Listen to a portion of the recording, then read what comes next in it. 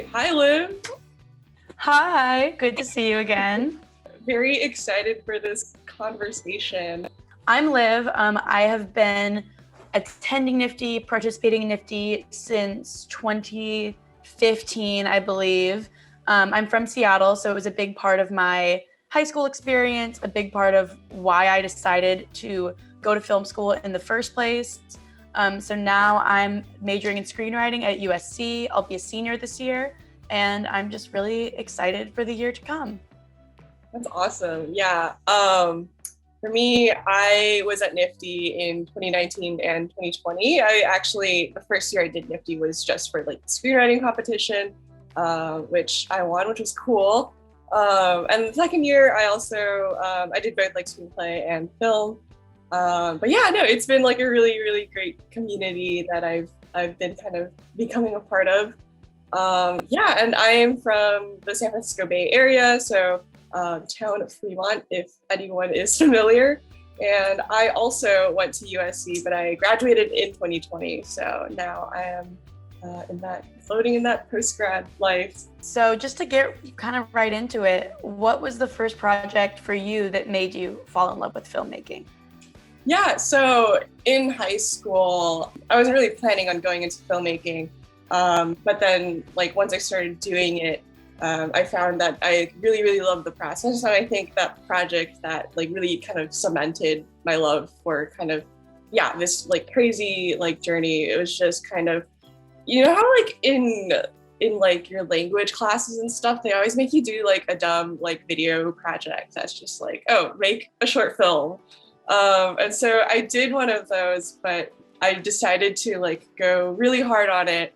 And I ended up making this like 20-minute like satirical short about like taking the SATs. But that's great. Yeah, it was like I was just like staying up till like 2 a.m. just like editing this thing. But it was like some of the most fun I'd ever had. Mm-hmm. And I was like, I could really like see myself keep doing this. And so I kept doing it. But yeah, what about you, Liv? I definitely, I think as most people did, fell in love with filmmaking from like a young age, making like little movies with my family. But I think that NFFTY is what made me turn it from like a hobby into something I really want to pursue. In 2015, I wrote this script, Gray, and I submitted it to NFFTY's I think the first screenwriting competition for the short film category. And I was a finalist in that, and that gave me kind of the confidence to turn it into a film. And I think that going through that process and really being a part of NFFTY and seeing that like people our age are making films and making things that feel important is what made me think, oh, I could actually do this as a career. I could go to college for this, which is something I'd never really thought of before. So I think this project Gray is what really made me fall in love with filmmaking as something more than just a little side hobby. I guess, but yeah, both of us went to USC. You were there for screenwriting. I was there for film production. But I think we both like also like really gravitate towards writing. Obviously, like you're majoring in it.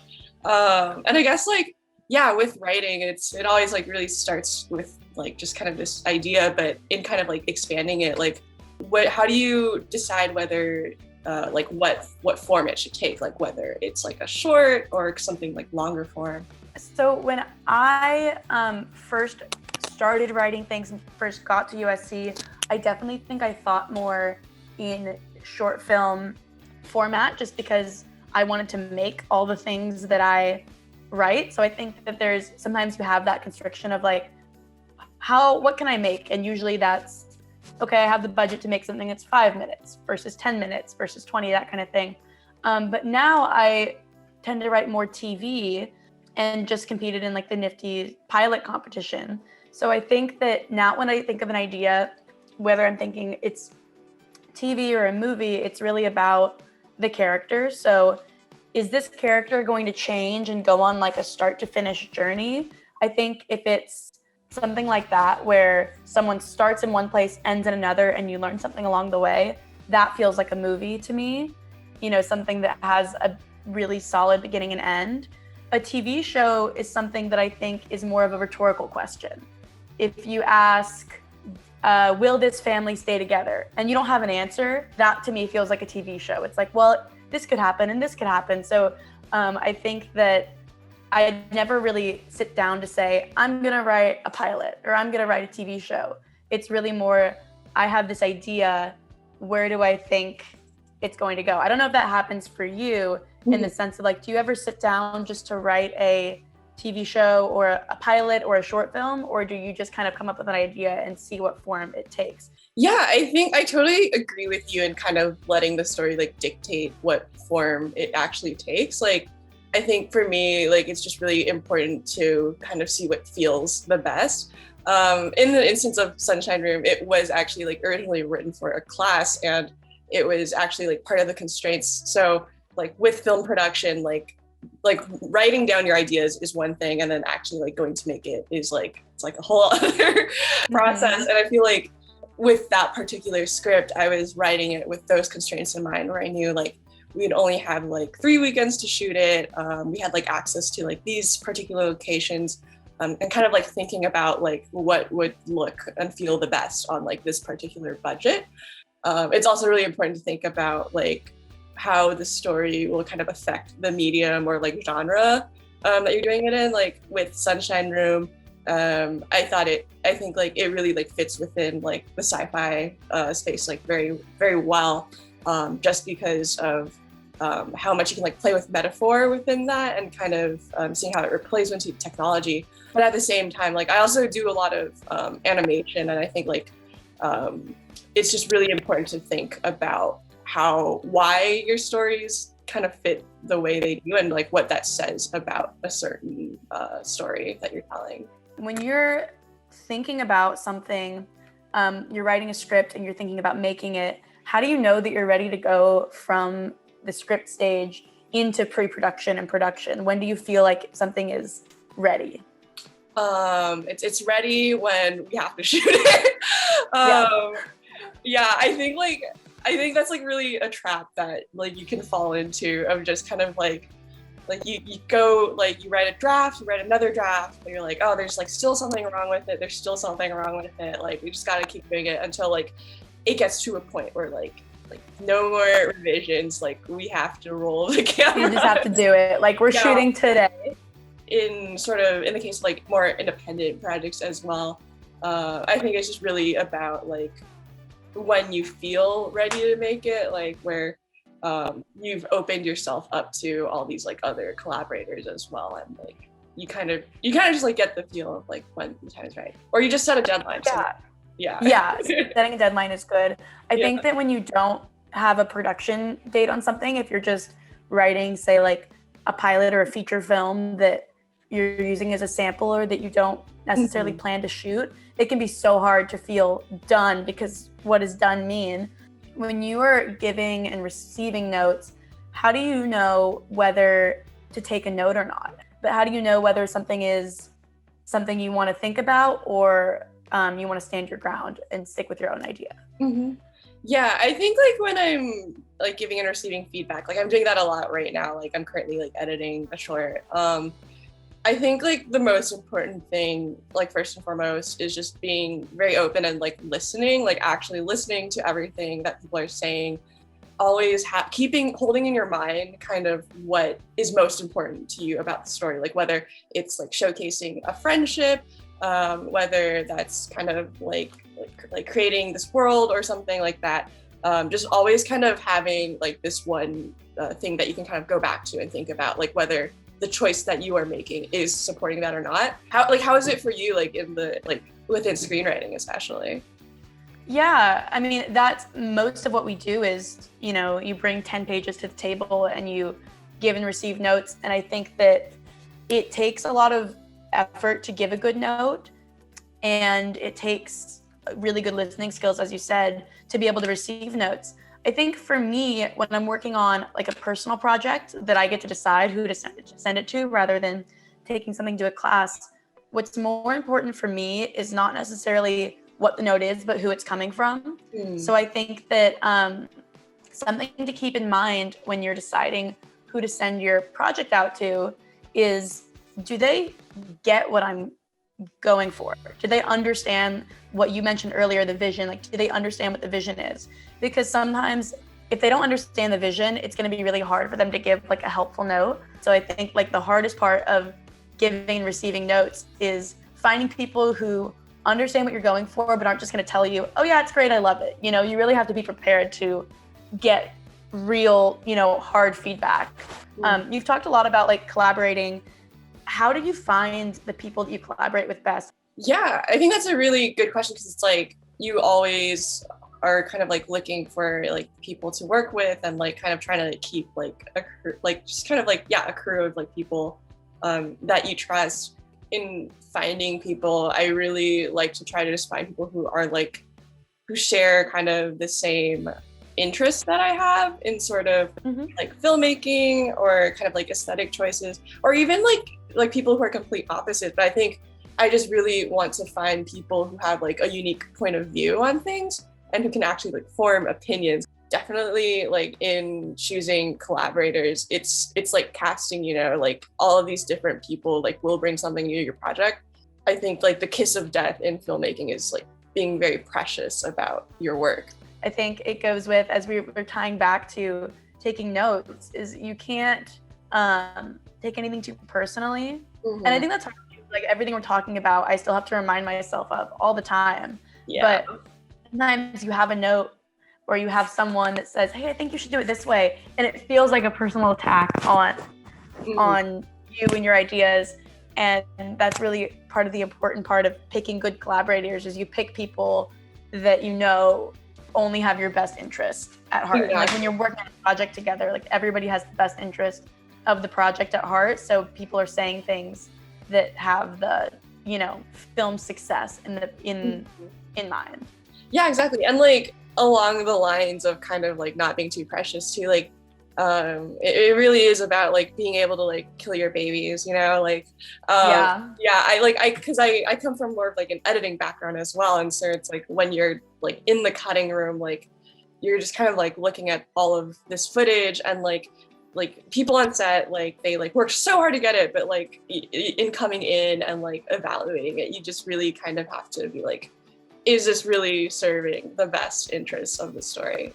But like also like with writing too, I feel like it's nice to be able to like do that at that stage, because it's just easy as like hitting delete, you know, instead of like, when you're doing it sounds so easy, but you like feel so attached when we met because we were competing in the pilot competition, and I had written the pilot. It's called Lucy the Non-Believer, with my friend Emmy, and it's about this little girl who talks to God, and God is played by Mindy Kaling. Iconic. And it's a comedy, and so we were like, worked really hard to come up with these jokes, and we get to the end of this first draft and it's way too long, and we're like, we're gonna have to start cutting jokes. And I don't know about you, I feel like a joke is the hardest thing to cut, because everybody thinks they're so, you know, you think you're so funny, and you're like, you have to sit there and cut jokes. So something that somebody had told me once that I always think about when I go into that like editing stage of revising a script is, they said every word, sentence, period, punctuation mark should add something to the story. And if it's just there for a laugh, if it's just there because it sounds cool, then you have to take it out. So everything should move the story forward. Every joke should tell you more about the character, should advance conflict. And so that is something to keep in mind. I feel like that thinking about that for me makes me feel less precious. It's not like, is this good? And it's more like, okay, does this advance the story forward? And that helps, because something really good that I think is really funny or that I think is really clever can just be filler, you know, it could just be for effect. So that's something I think about when I'm revising. What is your revision process like when you're both revising a script and editing a film? Yeah, I think like I really like to start with just kind of like, well, I'll step away for a little bit and then I come back and just kind of like I like that, like step away period. Yeah, fresh very out. important to take breaks, guys. Like it helps. It does wonders for your mental health. But Absolutely. Yeah, like kind of stepping away and then coming back and like reading it or watching it like in kind of like the best conditions that you can. Just like I like to print stuff out or like watch stuff on like a bigger screen. Yeah. And then, just kind of like going through like making your own notes. And then also kind of like opening it up, like sending to other people. Like I love kind of just seeing what other people think about like stuff I'm doing. I think it helps you keep really grounded and like not too in your head. Because I feel like that's like a really easy thing to do. Kind of like speaking of like resources and like things that were like helpful like to you like as like growing as a writer, like what kind of resources like would you recommend like for like people watching?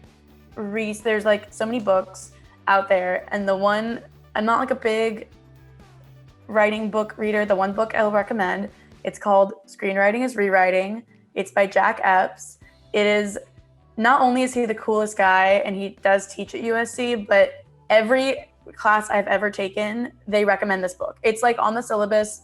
I have like had this book on my book list, I think every semester I've been at school. It is so helpful, and basically once you finish your first script, that can be almost more daunting than sitting down to a blank page. It's like, okay, I finished this thing, what do I do now? And it walks you through, okay, we're gonna do a pass on characters, dialogue. So it is so helpful. It makes you think about writing in an entirely different way, that like the process of writing isn't having a great idea. The process of writing is being a good rewriter and being able to pull out the parts that are good and like we've been saying, not be too precious. It kind of like, that book encapsulates everything that we've really been talking about this whole time. And then I had a professor, my very, very first like week of school, gave us this assignment, and it was go sit in a coffee shop for an hour and just listen and write down the things you hear, like eavesdrop on people. The funniest things, the most creative things, the craziest things are gonna come from real life. So every time I'm feeling stuck, I'm feeling like I don't know what to write about, I don't have any ideas, I like to just go to a crowded place and listen and write stuff down. And you always get ideas that way. So those, I guess one is more academic and one is just sort of silly and fun, but those have both been really helpful in helping me, become a better writer. I love that. Yeah, it's like, it's important so important to have like a mix of both, because like mine are also sort of like that. For me, like as far as like screenwriting or like filmmaking related resources go, I really love listening to like podcasts, kind of from like different filmmakers, like screenwriters. Like one of the ones that I love listening to every week is like Script Notes from John August, Craig Mazin. Like they do talk a lot about sort of the craft of it and kind of like a lot of storytelling things, but they also talk a lot about the business of it and like both like industry news and like how to conduct yourself like in certain situations. I think it's like really important to like get both of them like as like a filmmaker, like being like entrepreneurial and creative at the same time, like and just really like kind of figuring out like your way in this like crazy industry.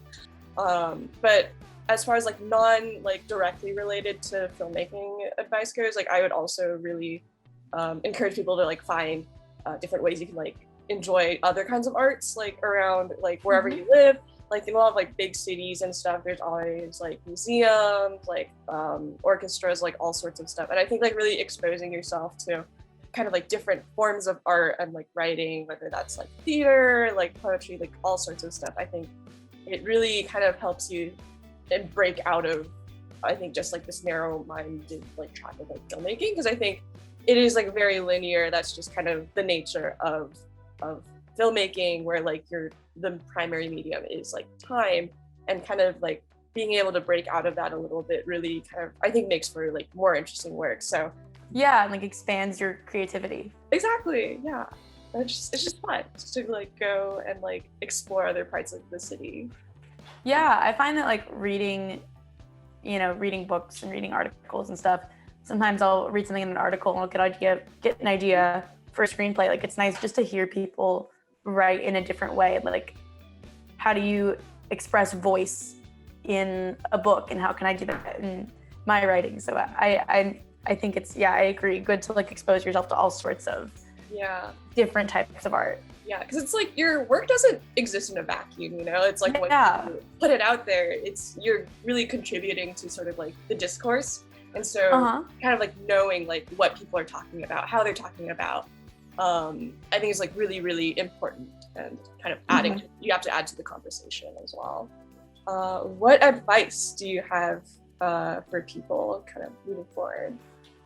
Again, one of the great parts about being in film school is that people are throwing advice at you all the time, so much so that I'm sure there's a million pieces of advice that I would love to give. But the one that's like sticking with me right now is I had a professor, like, again, first week of school, he was like, your first 6 scripts are going to be bad. Just think about it that way, which obviously is like an arbitrary number and, you know, is not a rule. But it was just, I think what he meant by that is when you are a student, there's no reason to think about what's going to sell, it's like, just think about what you want to write. And don't be too precious with it, as we said, and to kind of like be okay with, that's something I still really struggle with, is not putting too much pressure on myself to sit down and write the perfect thing the first time out. I think it's really important to have that, you know, vomit draft, terrible first draft, and just to say to yourself, you know what, it's okay if it's bad. It's probably going to be bad. And I'm going to learn from it. So I think that piece of advice, your first 6 scripts, 4 scripts, 5 scripts, whatever, are going to be bad, is just something that obviously is oversimplifying what he meant, but is something that I think about every time I get stressed or put too much pressure on myself, or think about this as a career, as I'm like, it's just, you know, we're students and we're learning, and to remove the pressure of it, I think makes you better. And that's something I still have to think about and practice all the time, because it can feel like there's so much pressure. 100%, totally agree. Yeah, I think like, yeah, what about you? Yeah, for me, like similar, like first day of like film school orientation, I remember like our dean was just she's like doing her like introductory like speech or whatever, and she's like, first rule of like the school, like, don't be an asshole. And I think that's just like so important, just like not only in filmmaking but in life. Like no one wants to work with someone who's just like really difficult, who's selfish, who like doesn't listen to other people. And I think like with filmmaking, where you're in like such a collaborative environment, because like at the end of the day, like it's like you can like screenwriting itself, I think, is still a very like solitary process, but like you're only ever like making the blueprint for something that like so many other people are working on, right? Yeah, it's just like learning how to be a good collaborator, like not only just not being an asshole, but being like a good person. I think that's, yeah, it's just like a super important lesson, like not just for filmmaking, but also for life. Like it can take you really far if you're a nice person. Yeah, and like this industry is all about networking, and people are only gonna want to do things for you if you're nice. Yeah, and I think like for us too, like kind of as like young filmmakers, I think like for so long there has been this like really toxic culture that has been like perpetuated, but it's like we can change it. Like we can change that, and we will change that. Exactly.